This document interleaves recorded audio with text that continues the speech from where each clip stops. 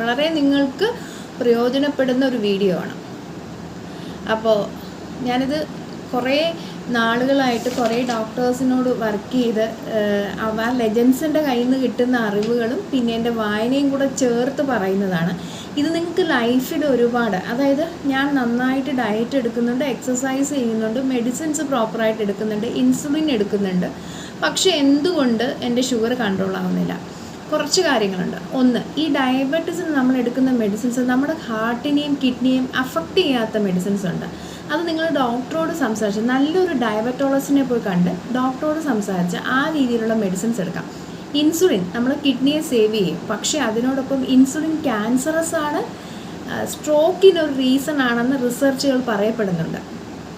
ഇതൊക്കെ ഞാൻ വായിച്ചു കിട്ടിയ അറിവുകളാണ്. അപ്പോൾ ഈ പ്രമേഹം എന്ന ലൈഫ് സ്റ്റൈൽ ജീവിതശൈലി രോഗത്തെക്കുറിച്ച് നമുക്കൊരു അറിവ് വേണം. ആ അറിവുണ്ടെങ്കിലും നമുക്കുണ്ടെങ്കിൽ മാത്രമേ, ഒരു പേഷ്യൻറ്റിനുണ്ടെങ്കിൽ മാത്രമേ നമുക്കത് കൺട്രോൾ ചെയ്യാൻ നമുക്ക് പറ്റത്തുള്ളൂ. ഒരു പേഷ്യൻറ്റിന് വേണം. അപ്പോൾ ഇതിൻ്റെ റിവേഴ്സൽ, നമുക്ക് ഷുഗർ ഉള്ളവർക്ക് നമുക്ക് തിരിച്ച് ഷുഗർ ഇല്ലാത്ത അവസ്ഥയിലേക്ക് വരാം.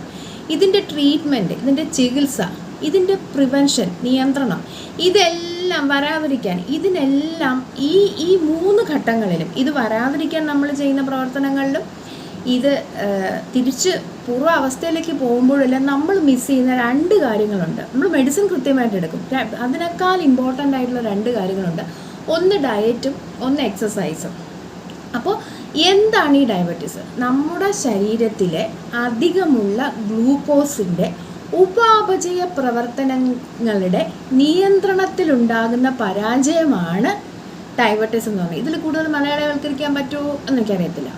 നമ്മുടെ ശരീരത്തിലുള്ള ഗ്ലൂക്കോസിൻ്റെ ഉപാപചയ പ്രവർത്തനങ്ങളുടെ നിയന്ത്രണത്തിലുണ്ടാകുന്ന, അത് കറക്റ്റായിട്ട് വിനിയോഗിക്കപ്പെടാത്തത് കൊണ്ടുണ്ടാകുന്ന ഒരു അസുഖമാണ് പ്രമേഹം എന്ന് പറയുന്നത്.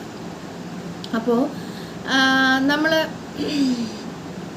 ഇപ്പോൾ നമ്മുടെ ശരീരത്തിൽ ബ്ലഡിൽ, രക്തത്തിൻ്റെ ഷുഗറിൻ്റെ അളവ് 100 mg/dL എന്ന് പറഞ്ഞു കഴിഞ്ഞാൽ അത് നോർമലാണ്. അതിൻ്റെ അർത്ഥം 5 mg ഷുഗർ നമ്മുടെ രക്തത്തിലുണ്ടെന്നാണ്, 1 ടീസ്പൂൺ.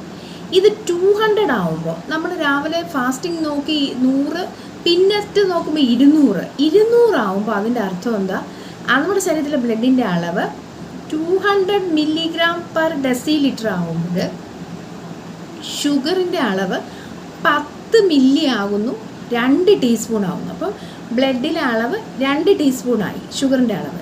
ഇതിൽ 1 ടീസ്പൂൺ നമ്മുടെ ശരീരത്തിന് ആവശ്യമാണ്. അടുത്ത ടീസ്പൂൺ എങ്ങനെ വിനിയോഗിക്കുന്നു, അല്ലെങ്കിൽ ശരീരം അത് ഏത് അവയവം അതിനെ ശരിയായ ശാസ്ത്രീയമായിട്ട് പ്രയോജനപ്രദമായിട്ട് അതിനെ ഏത് അവയവമാണ് ഉപയോഗിക്കുന്നത് അതിനനുസരിച്ചിരിക്കുന്നു ഇതിൻ്റെ നിയന്ത്രണം.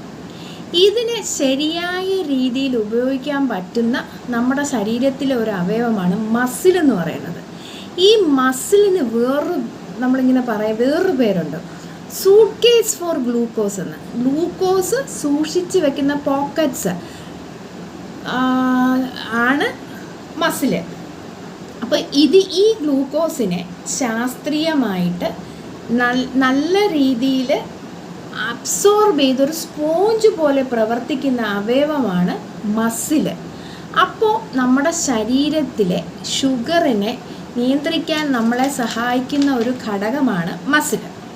ശരിക്കും പറഞ്ഞാൽ ഡയബറ്റീസ് എന്ന് പറയുന്നത് രക്തത്തിലെ ഗ്ലൂക്കോസിൻ്റെ അധികം നിലയാണ് നമ്മൾ പറയുന്നതെങ്കിലും ഇതൊരു മസിൽ പ്രശ്നമാണ്. Got it? കഞ്ഞിവെള്ളം ബെസ്റ്റ് ഫോർ ഡയബറ്റീസ്. സോറി, കഞ്ഞിയല്ല, പഴങ്കഞ്ഞി വെള്ളമാണ്. കഞ്ഞിവെള്ളം അല്ല, അത് റിച്ചാണ്. ഇത് പഴങ്കഞ്ഞിയാണ്. പഴങ്കഞ്ഞി എന്ന് പറഞ്ഞാൽ അറിയാമല്ലോ അല്ലേ? നമ്മൾ ഇന്നത്തെ വെക്കുന്ന ചോറിൽ കുറച്ച് വെള്ളം ഒഴിച്ച് വെച്ച് അതിൻ്റെ വെള്ളം രാവിലെ കുടിക്കണം. അപ്പോൾ ഇത് രക്തത്തിലെ ഗ്ലൂക്കോസിൻ്റെ അധിക നില അല്ല, ഇതൊരു മസിൽ പ്രശ്നമാണ്. നമ്മുടെ ശരീരത്തിൽ എത്ര ശതമാനം മസിൽ വേണം ഡയബറ്റീസിനെ കൺട്രോൾ ചെയ്യണമെങ്കിൽ?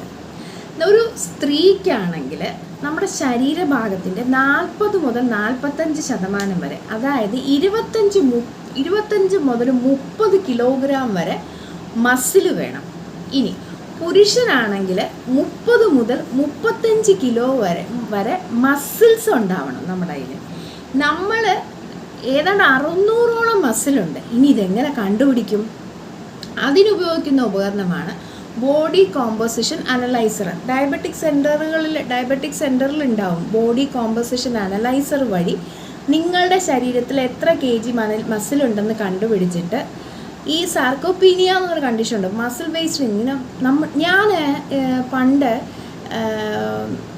ഞങ്ങളുടെ വീട്ടിൽ ഡയബറ്റിക് ഇഷ്ടം പോലെ ഉണ്ടായിരുന്നു. അപ്പോൾ അവരെല്ലാം മെലിഞ്ഞിരിക്കുന്ന കാണുമ്പോൾ ഞാൻ സന്തോഷിക്കും. കാരണം മെലിഞ്ഞിരിക്കുന്ന ആരോഗ്യമാണല്ലോ. അപ്പോൾ സാർക്കോപീനിയ മസിൽ വേസ്റ്റേജ് ആണ് അതിന് കാരണമെന്ന് പറയുന്നത്. അപ്പോൾ നമ്മൾക്ക് ഏറ്റവും കൂടുതൽ മസിൽസ് ഉള്ളത് നമ്മുടെ ബട്ടിൽ, നമ്മുടെ വട്ടക്സിൽ, ചന്തിയിൽ ഉള്ള മസിൽസ്, പിന്നെ നമ്മുടെ തൈസിൽ ഒക്കെ ഉള്ള മസിൽസ്. അപ്പോൾ ആഴ്ചയിൽ 3 ദിവസം ഈ മാസ് കൂട്ടാനുള്ള എക്സസൈസുകൾ നമ്മൾ ചെയ്ത് കഴിഞ്ഞാൽ ഈ ഷുഗറിനെ നമുക്ക്, ഇതാണ് ഷുഗർ കൺട്രോളിലെ ഏറ്റവും ബേസിക് ആയിട്ടുള്ള കാരണം. മരുന്നെടുക്കണം, ഡയറ്റ് നോക്കണം. പക്ഷേ ഈ എക്സസൈസ് നമ്മൾ തെറ്റിദ്ധരിച്ചിരിക്കുന്ന നടപ്പിലൂടെയോ യോഗയിലൂടെയോ നമുക്ക് ഷുഗർ കൺട്രോൾ ചെയ്യാൻ പറ്റും ഇല്ല. അതിൻ്റെ ഫങ്ഷൻസ് വേറെയാണ്. നമ്മൾക്ക് ഷുഗർ കൺട്രോൾ ചെയ്യണമെങ്കിൽ മസിൽ കൂട്ടണം നമ്മുടെ ശരീരത്തിൽ, അതിനുള്ള എക്സസൈസുകൾ ചെയ്യണം. അപ്പോൾ അതൊരു ലോങ് ടേം പ്ലാനാണ്. ഇന്നിപ്പോൾ നമ്മൾ പോയി എക്സസൈസ് ചെയ്താൽ നാളെ നമുക്ക് മസിൽ കൂട്ടാൻ പറ്റത്തില്ല. പക്ഷേ മസിൽസ് ഉണ്ടെങ്കിൽ ഷുഗർ സ്റ്റോർ ചെയ്യത്തുള്ളൂ. അപ്പോൾ മസിൽസിൻ്റെ വെയിറ്റ് കൂട്ടണം, ഒരു ബോഡിക്ക് ഇത്ര എന്ന് പറഞ്ഞിട്ട്. അപ്പോൾ അതൊരു ലോങ് ടേം പ്ലാനാണ്.